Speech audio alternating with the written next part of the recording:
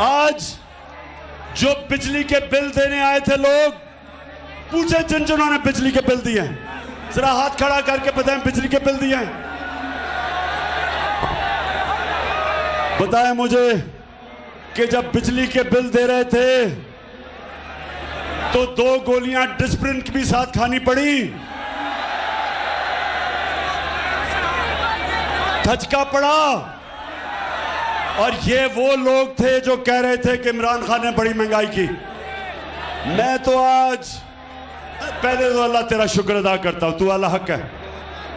लेकिन वो जो टीवी चैनल्स, मैं जरा आज वो लफाफे वाले लोग, लफाफे सहाफी, पैसे लेके मीडिया चैनल वाले, आज जमीर फरोश मीडिया वालों, जरा लोगों से तो पूछो उनके ऊपर क्या गुजर रही है आज।